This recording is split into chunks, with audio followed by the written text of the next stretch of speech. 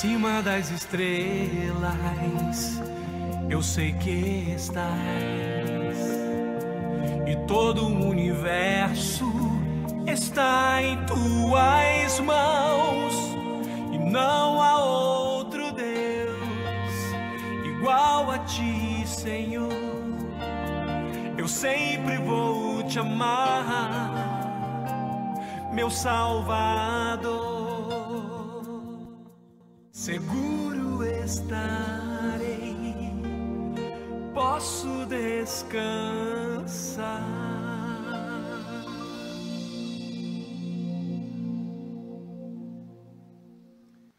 Boa noite, meus queridos irmãos. Que a graça e a paz maravilhosas do Senhor Jesus estejam com cada um. Amém? Eu quero dar uma palavra de boas-vindas aos irmãos e irmãs presentes ao nosso santuário, aqui na Igreja Batista em Mata da Praia. Quero também mandar o nosso abraço aos que cultuam a Deus junto conosco pela internet, através do site da igreja ou das redes sociais, YouTube, Facebook, Instagram, Twitter. Esse é o nosso culto de meio de semana, culto de estudo bíblico e de oração. Nós temos sido agraciados pelo Senhor com o privilégio de estarmos na sua casa, nesses tempos de pandemia. Quantas vezes nós nos tornamos como aquele salmista que dizia: a minha alma suspira e desfalece pelos teus átrios. E como outro salmista, o famoso rei Davi, nós dizemos: alegrei-me quando me disseram, vamos à casa do Senhor. Então, para agradecer a Deus por esse privilégio, eu convido você a se colocar em pé e nós vamos orar ao Senhor, nosso Deus, e pedir a Ele que dirija cada ato desse culto. Senhor, pela honra, alegria e privilégio de conhecer o Senhor, de desfrutar da sua graça e da sua paz, nós somos gratos. Pelo teu perdão, pela tua misericórdia, pelo teu amparo que jamais nos falta, nós somos gratos.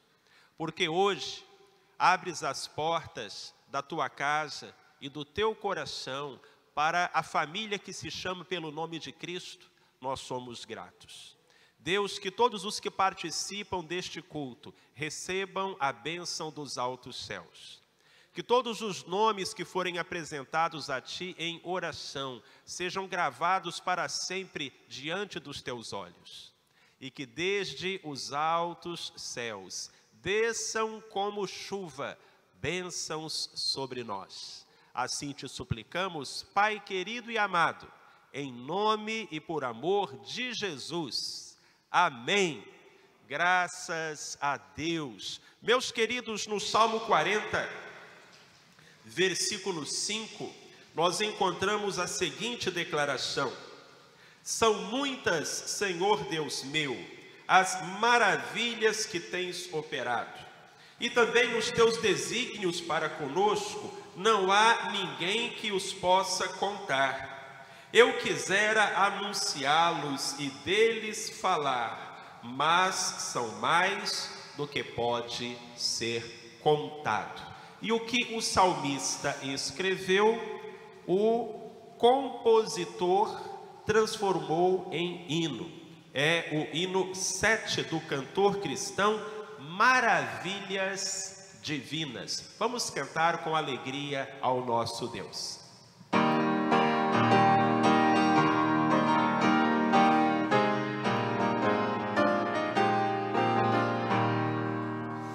Ao Deus de amor e de imensa bondade, com esse júbilo vinde aclamai, com coração transbordante de graças, seu grande amor todos vinde louvai.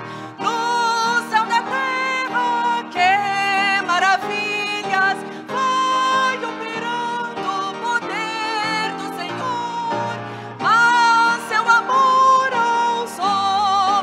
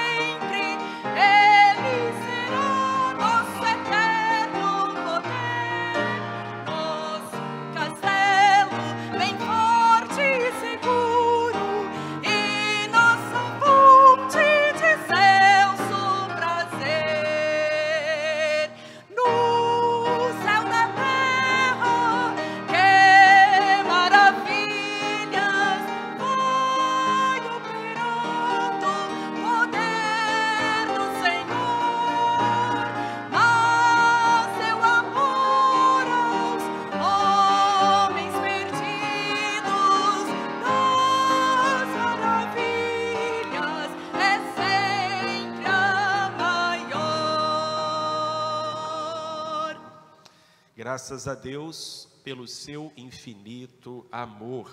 Igreja, vamos ler a uma só voz o que está escrito em 1 Pedro, capítulo 5, versículo 7.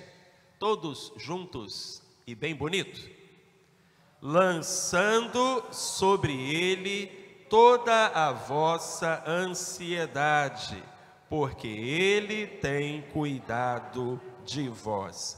Cuidado, que palavra bonita, de tão profundo significado. Deus cuidará de nós. É o que nós vamos cantar agora. Hino 344 do cantor cristão. Deus cuidará de ti.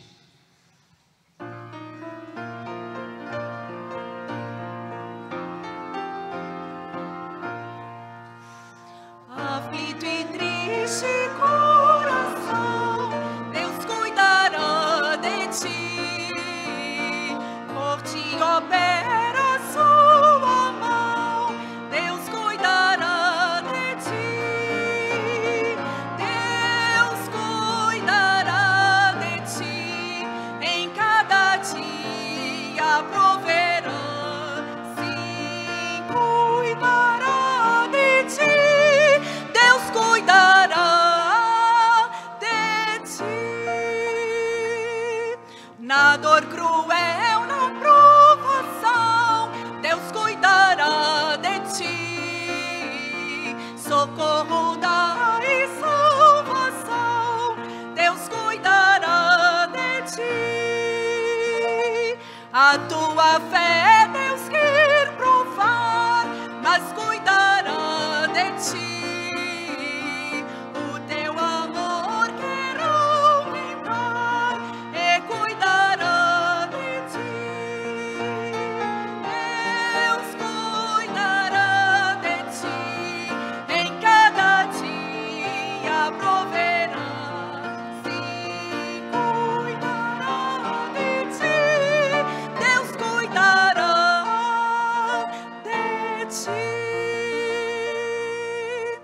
Nos teus tesouros tudo tens, Deus cuidará de ti. Terrestres e celestes bens, Ele cuidará de ti. O que é mister te pode dar, quem cuidará de ti. Nos teus braços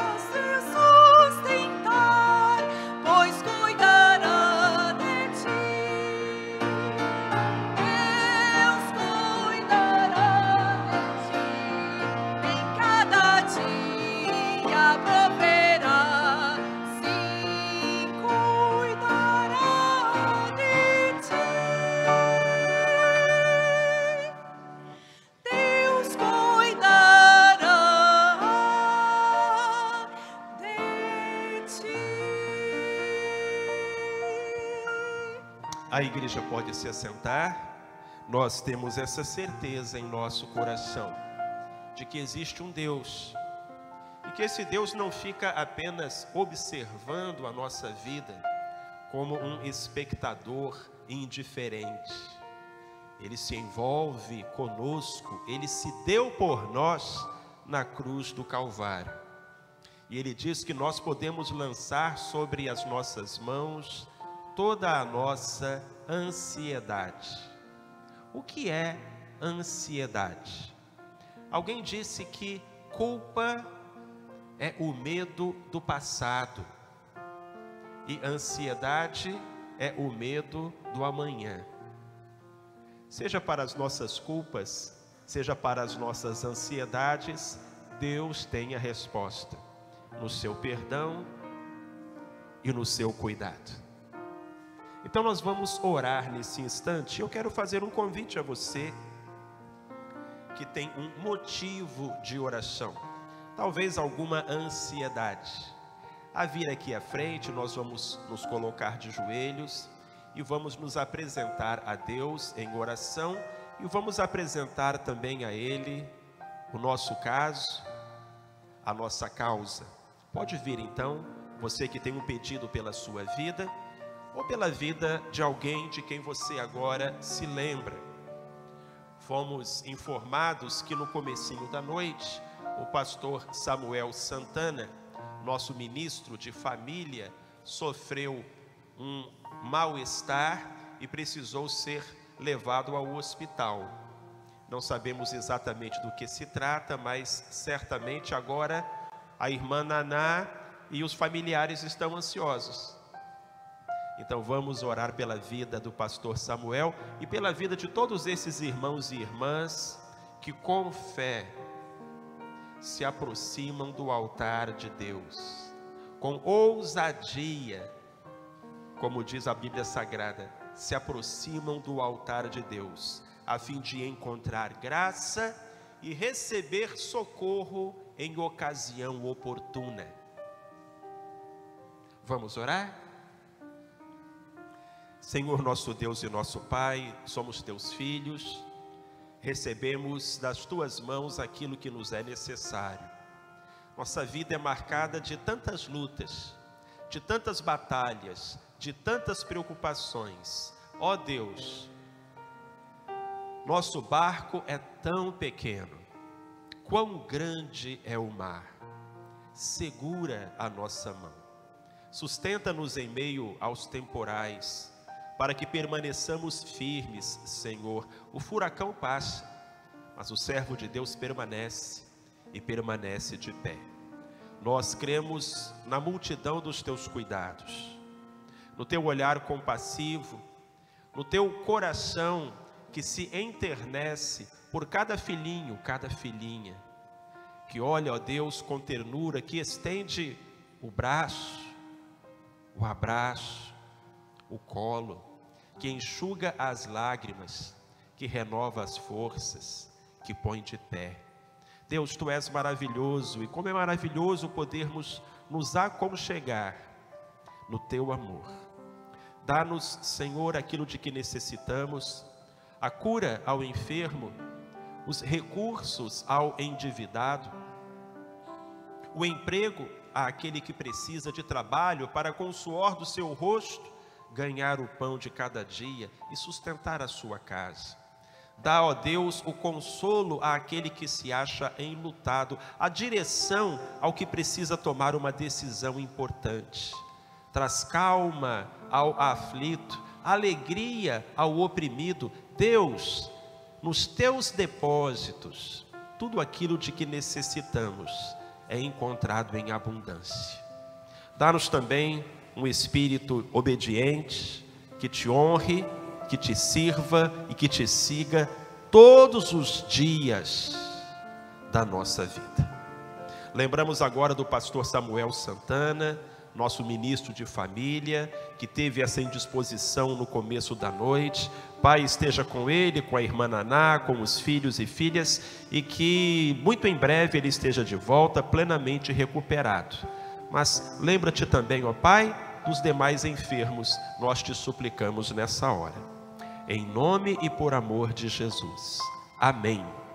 Graças a Deus. Queira se assentar, meu irmão, minha irmã, e que o Deus de Israel lhe conceda a petição que lhe fizeste. Nós vamos continuar cultuando ao Senhor, agora entregando as ofertas e os dízimos. Adoramos a Deus com as músicas, adoramos a Deus com as orações, mas nós também o adoramos com os nossos bens. O primeiro ato de culto foi a entrega de uma oferta, de Abel. Quando os reis do Oriente visitaram o menino Jesus, prestaram culto, ofertando os seus bens.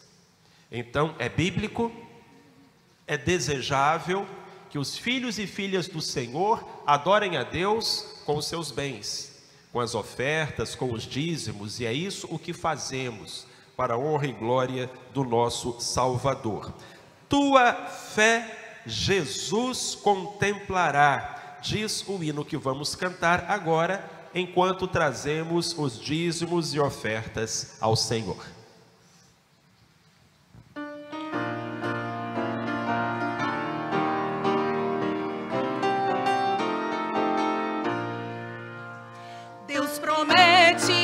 grandes coisas conceder a qualquer que peça, crendo que há de obter a resposta sem na fé enfraquecer. Sua fé Jesus contemplará, sua fé Jesus contemplará. Se o que Jesus promete dá, Ele vê o coração e responde à petição. Sua fé Jesus contemplará. Deus tem prometido a quem não duvidar, dá-lhe tudo quanto a Ele suplicar. Ele prometeu e não irá negar. Sua fé Jesus contemplará. Sua fé Jesus contemplará. Sim, o que Jesus promete dá. Ele vê o coração e responde à petição. Sua fé Jesus contemplará.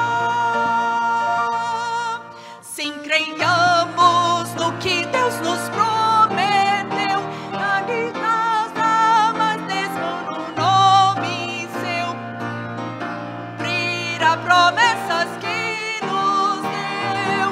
Jesus Cristo a fé contemplará. Sua fé Jesus contemplará. Sim, o que Jesus promete dá. Ele vê o coração e responde à petição. Sua fé Jesus contemplará. Nós vamos orar dedicando as ofertas e os dízimos com a irmã Mari Ruth. Recebe, ó Deus, a fidelidade dos teus filhos que aqui devolveram os dízimos e entregaram as ofertas, Senhor, para o sustento da tua obra.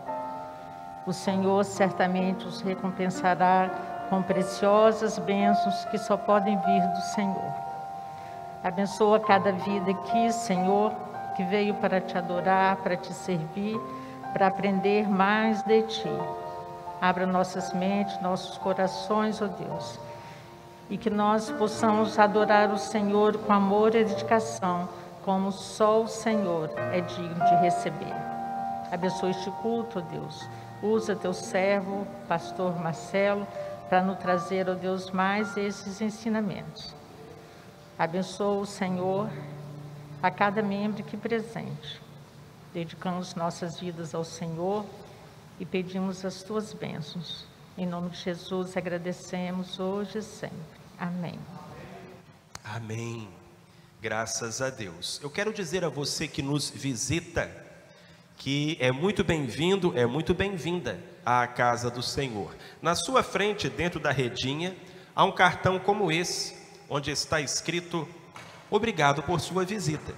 Então você pode apanhar esse cartão, preencher aqui nesse pedacinho e nos devolver a saída, para que, de posse dos seus dados, a igreja possa mandar uma carta lá para a sua casa, agradecendo por sua presença e informando sobre nossas programações.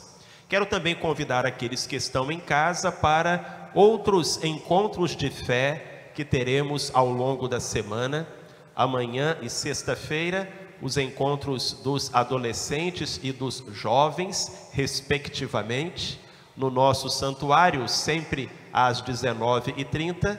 E no domingo, às 9 da manhã, temos a escola dominical e cultos às 10, às 18 e às 20 horas. Em cada um desses encontros, você e sua família serão muito bem-vindos.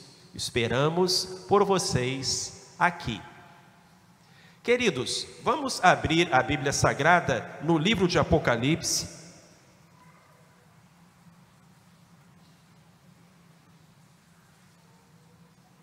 Capítulo 20.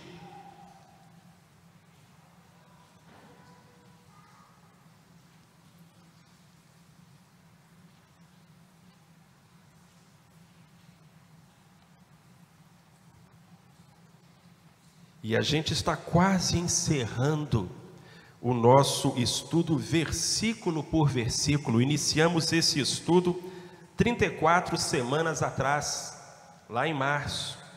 E agora o ano já se aproxima do fim. Já é dezembro. E nós também nos aproximamos do fim do livro de Apocalipse, o último livro da Bíblia.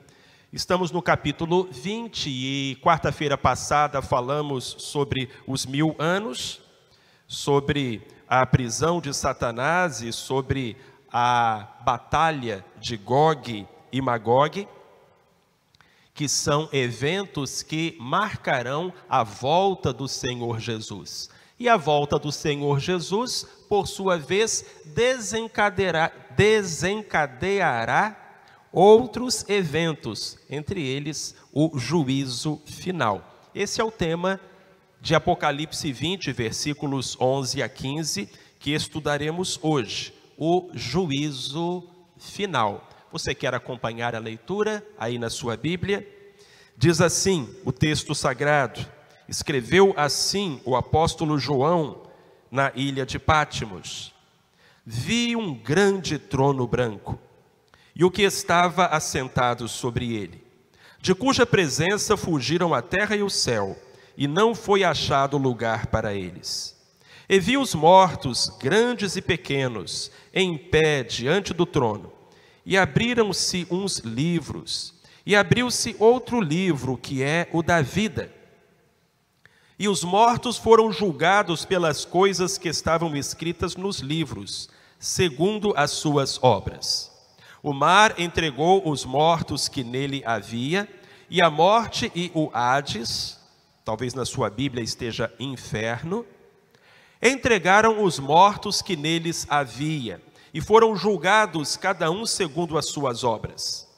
E a morte e o Hades foram lançados no lago de fogo. Esta é a segunda morte, o lago de fogo. E todo aquele que não foi achado inscrito no livro da vida foi lançado no lago de fogo. Amém. Bendita seja a palavra de Deus que nós acabamos de ler. Chegou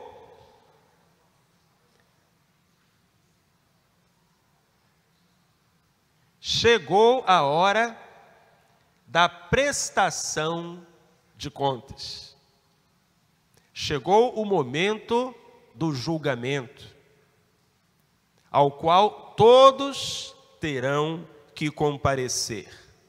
Com a volta de Jesus, acabam tanto o mundo quanto o prazo. E aí é instaurado o juízo final. João viu este dia, Deus lhe revelou na visão de Apocalipse.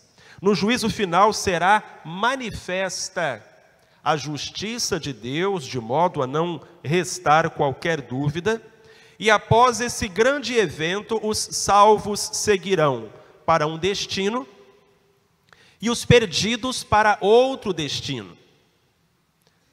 Dependendo ali do resultado do juízo final, os salvos seguirão para o novo céu e a nova terra, e os não salvos para o lago de fogo. Vamos recordar um esquema, um desenho que nós apresentamos lá no mês de março, quando falamos sobre o futuro. E o futuro começa na morte. É bem diferente. Quando nós contamos a história de qualquer pessoa, uma biografia termina com a morte. Mas a nossa história é diferente. É com a morte que ela começa.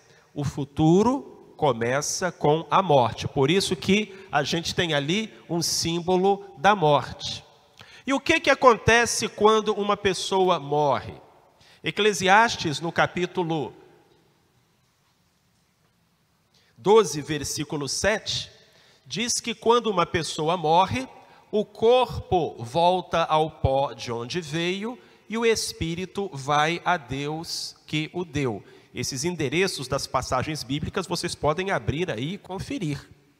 Tá bom? Lembrando que todo o nosso material está disponível no site da igreja. Desde o primeiro estudo, você de casa pode entrar no www.ibmatadapraia.org.br, ler, imprimir, todos os estudos estão lá, inclusive o de hoje, que é o 34º. Quando uma pessoa morre, o corpo volta ao pó, de onde veio, mas o espírito vai a Deus que o deu.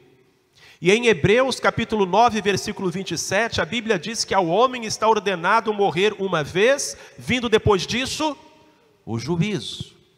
Então, quando a gente morre, a gente passa por um juízo instantâneo. Instantâneo. Ao homem está ordenado morrer uma vez, vindo depois disso o juízo. O nosso espírito comparece diante de Deus. E se nós recebemos Jesus como nosso Senhor e Salvador, nós vamos para o céu.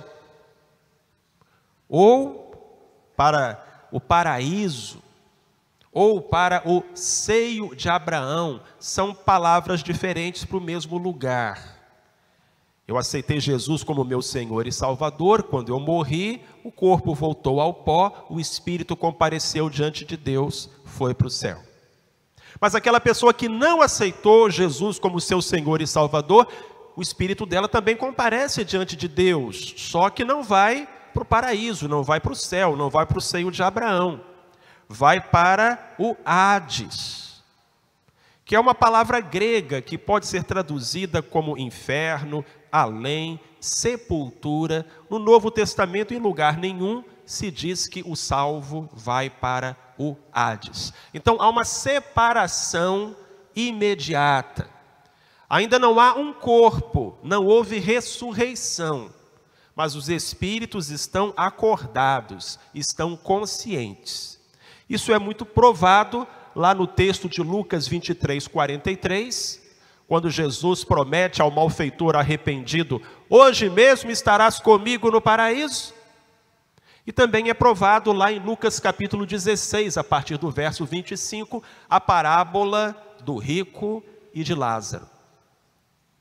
Então as pessoas que morreram não estão dormindo, elas não recebem favor de quem está na terra, elas não fazem favor a quem está na terra, elas não visitam os vivos, não se comunicam com os vivos, não ficam arrastando corrente, não ficam assombrando casas. A Bíblia diz que ao homem está ordenado morrer uma vez, vindo depois disso o juízo. Se você entregou o seu coração a Jesus, você está com Jesus. Se você não entregou o seu coração para Jesus, você está afastado de Jesus. É o que nós chamamos de estado intermediário. E esse estado intermediário vai durar até a volta de Jesus. Se nós lermos 2 Pedro, capítulo 3, do versículo 10 ao versículo 13, Pedro diz o seguinte: virá, pois, o Senhor, o dia do Senhor, com um grande estrondo, e os elementos ardendo se desfarão, e a terra e as obras que nela há serão destruídas. Mas aguardamos um novo céu e uma nova terra, nos quais habita a justiça. Isso que Pedro fala é o que João está descrevendo, que com a volta de Jesus, o universo como nós o conhecemos, ele deixa de existir. João diz, não há lugar para ele. Não é exatamente, irmãos e irmãs, uma destruição, é uma recriação. É como se Deus fosse aquele oleiro que pega o barro e a massa para fazer algo totalmente novo. Tanto do planeta Terra, quanto do Sol, quanto dos astros, de todo o universo. É uma recriação. A Bíblia chama isso de novo céu e nova terra. Uma realidade totalmente diferente vai surgir a partir do juízo final. E o sistema antigo vai passar para dar lugar ao novo. Qual é o objetivo do juízo final? É aí que muita gente faz confusão. Pastor Marcelo, se quem está do lado de cá não vai passar para lá, Se quem está do lado de lá não vai passar para cá, se quem está salvo vai continuar salvo, se quem está perdido vai continuar perdido, para que o juízo final? Meus irmãos, o objetivo do juízo final não é descobrir, é manifestar. Essa é a confusão que a gente faz, porque nós, seres humanos, quando fazemos um julgamento, é para descobrir. Apresenta-se o juiz, as provas, os advogados, os jurados, tudo numa tentativa de descobrir o que aconteceu. Quem é culpado? Quem é inocente? Para Deus isso não faz sentido. Deus não precisa realizar um julgamento para descobrir nada, porque Deus sabe de tudo. Então, o objetivo do juízo final não é descobrir quem é salvo e quem é perdido. Isso eles já sabem desde que eles morreram. É mostrar por quê, à vista de todos, ao olhar de cada um. Lá no Lago de Fogo, ninguém poderá dizer, eu não merecia estar aqui. Então, o juízo final é para manifestar a justiça de Deus, a honra de Deus, o nome de Deus. Para que todas as pessoas vejam a justiça de Deus e possam dizer, Deus está certo. Amém? Então, isso é o que vai acontecer diante do grande trono branco. E quem vai comparecer diante desse grande trono branco? Versículo 12. João fala, vi os mortos, grandes e pequenos, em pé diante do trono. E abriram-se uns livros. Isso é importante. E abriu-se outro livro, que é o livro da vida. E os mortos foram julgados pelas coisas que estavam escritas nos livros, segundo as suas obras. Então os mortos, você lembra? Eles acabaram de ressuscitar. Os mortos ressuscitados comparecem diante de Cristo, grandes e pequenos, que é a mesma maneira da Bíblia falar todo mundo. Nessa hora não vai ter rico e pobre, poderoso e fraco.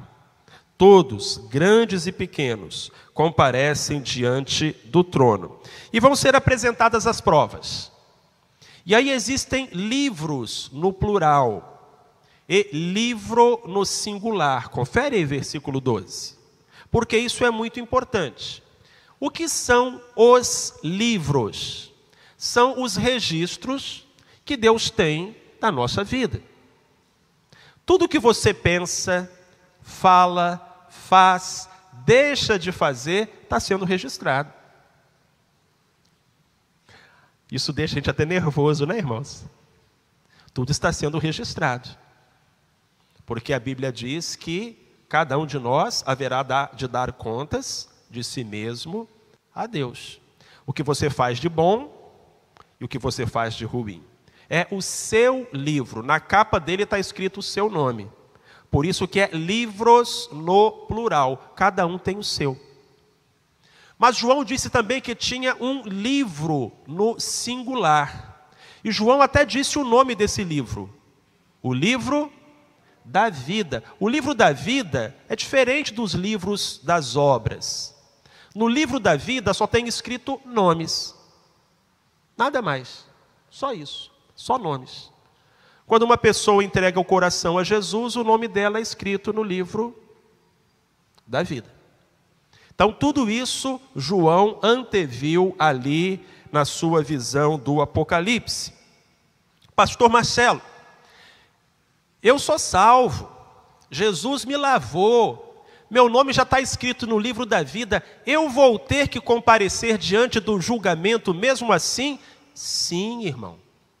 Olha o que a Bíblia diz em 1 Coríntios, aliás, 2 Coríntios, capítulo 5, versículo 10. Se você quiser, pode abrir e depois volta para o Apocalipse. Em 2 Coríntios, capítulo 5, versículo 10, a Bíblia diz que cada um de nós haverá de comparecer perante o tribunal de Cristo para dar contas daquilo que fez por meio do seu corpo. Então, o que as minhas mãos fizeram, o que os meus olhos fizeram, o que o meu cérebro fez, eu vou prestar contas diante do tribunal de Cristo. Paulo está escrevendo aos coríntios, ele não está escrevendo a incrédulos, ele está escrevendo a cristãos. Então sim, nós vamos comparecer perante o tribunal de Cristo. Para quê? Está escrito aí, em 2 Coríntios capítulo 5, versículo 10. Para recebermos o nosso galardão. Porque salvação é pela graça, mas galardão é por merecimento. Então, o livrinho da nossa vida também vai ser lido.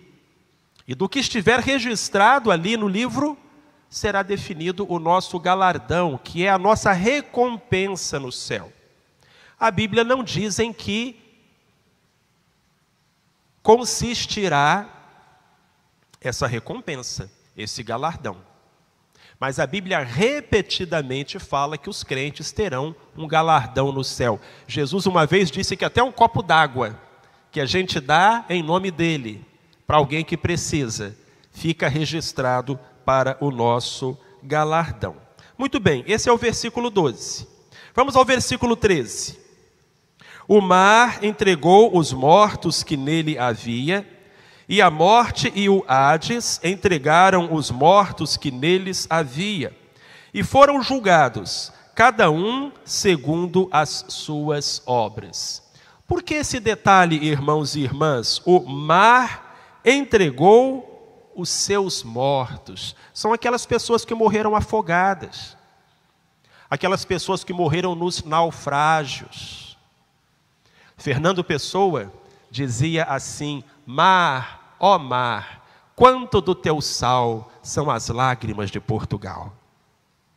Porque tantos marinheiros foram sepultados no oceano, não tiveram um enterro. Alguns são sepultados na terra, outros são sepultados na água. É disso que João está falando. Onde você tiver sido sepultado, você vai ressuscitar. A terra deu os seus mortos, o mar deu os seus mortos. E aí olha só, diz o seguinte: a morte e o Hades também entregaram os mortos que neles havia. Morte é o estado, Hades é o lugar. Eles estão sempre relacionados. Os irmãos se lembram quando nós estudamos o capítulo 6 e falamos sobre os 4 cavaleiros do Apocalipse?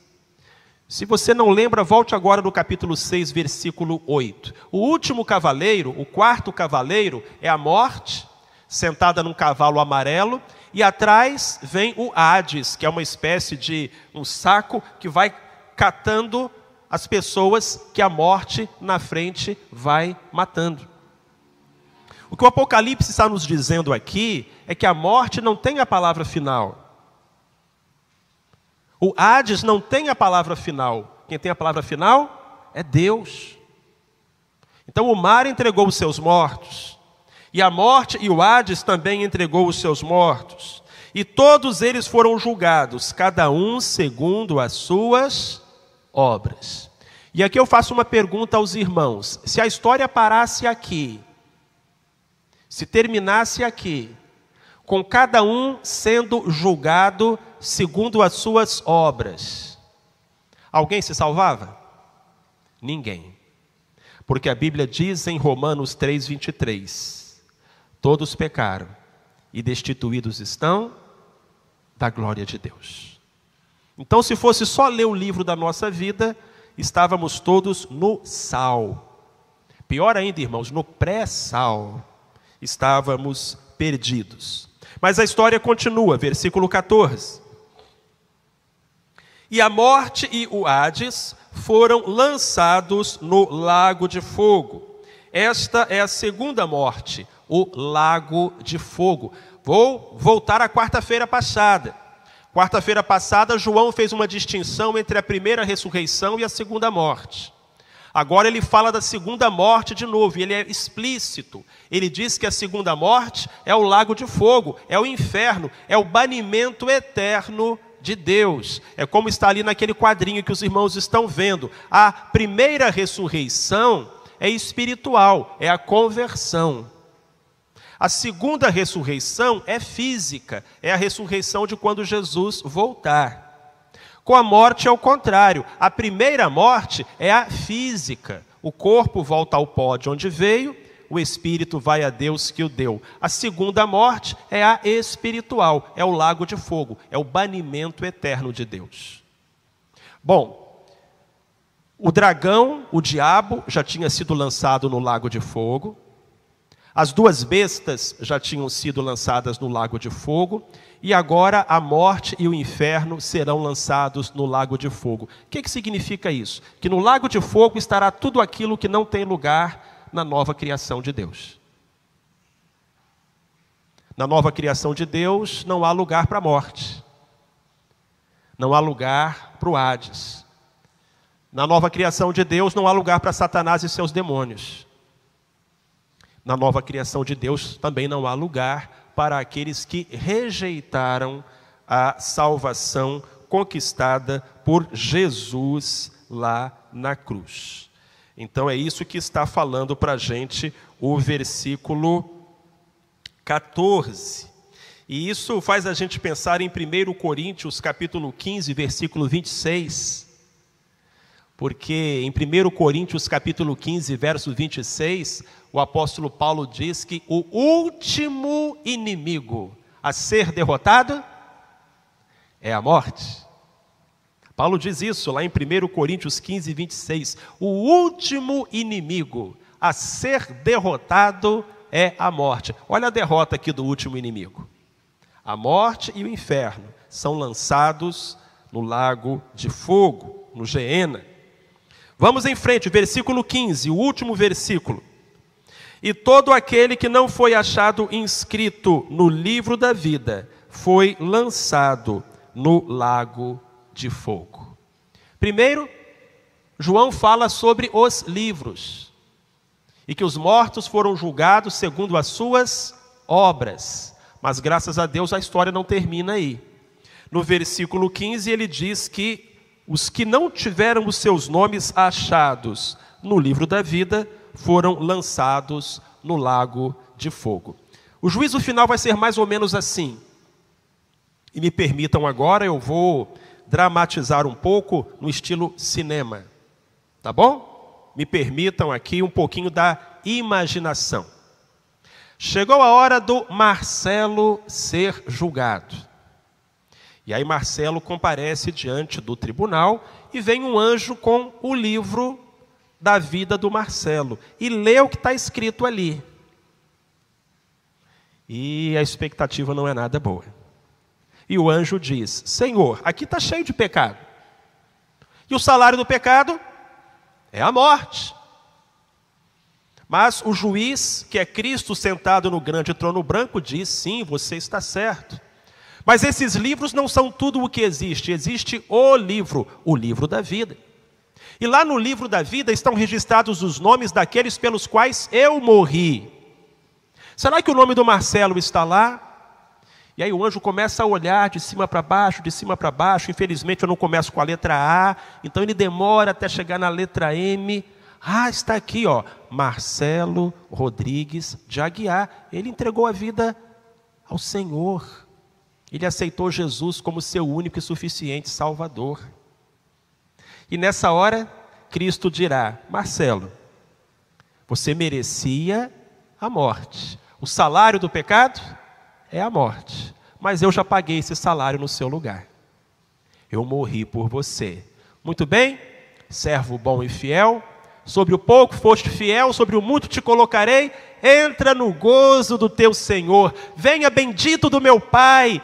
Receba por herança o reino que lhe está preparado desde a fundação do mundo. Que maravilha. Agora imagina se o meu nome não estivesse escrito no livro da vida. Imagina se eu tivesse rejeitado a oferta da salvação e dito: não, eu não quero que Jesus seja o meu Salvador. Eu não quero que Ele pague a minha dívida.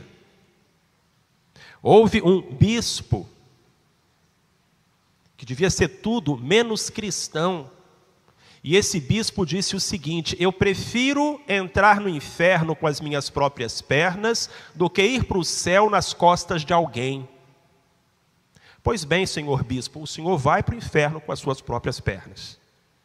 Porque se alguém for para o céu será nas costas de Jesus Cristo, levado por Jesus Cristo.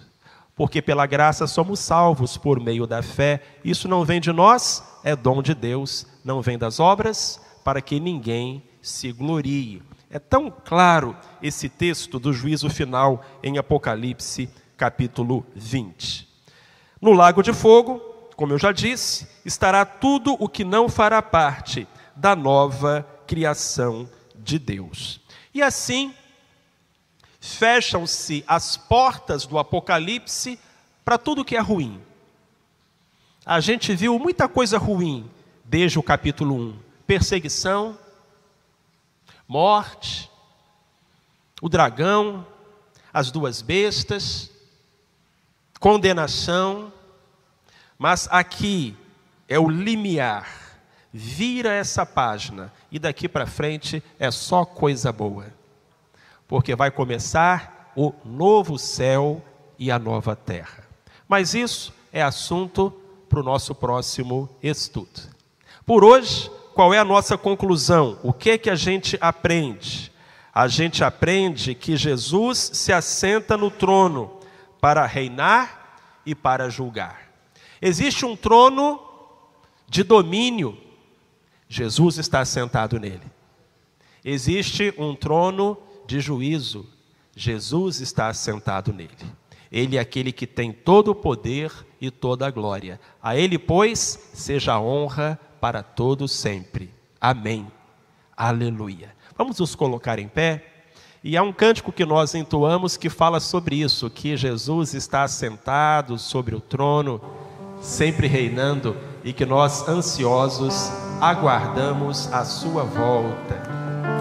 Vamos encerrar o culto dessa noite cantando Alfa e Ômega.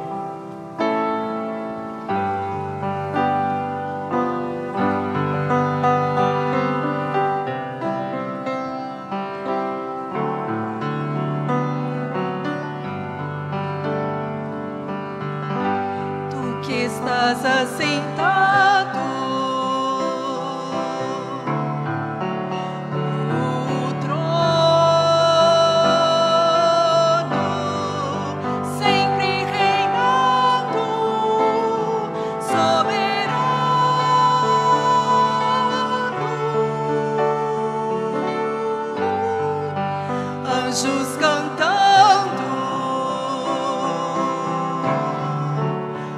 homens louvando.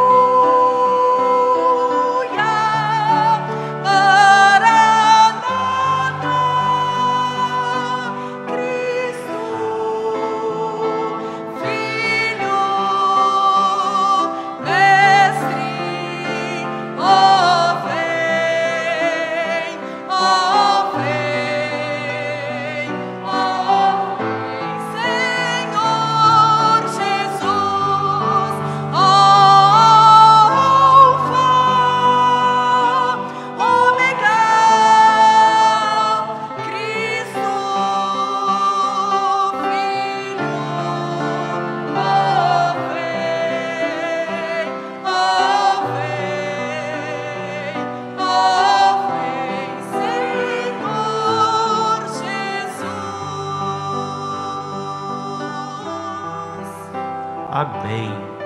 Volte logo, Senhor. A igreja pode se assentar. Nós estamos quase terminando o nosso culto. Um grande abraço para você que nos acompanhou pela internet. E você que está aqui, tem agora aqueles 30 minutos de perguntas e respostas para tirar as suas dúvidas. Baixe a sua cabeça, feche os seus olhos, receba a bênção, em nome de Jesus. Que a graça do nosso Senhor e Salvador Jesus Cristo, que o amor de Deus, o nosso Pai, que a comunhão e a consolação do Espírito Santo sejam convosco e permaneçam convosco, hoje e eternamente. Amém.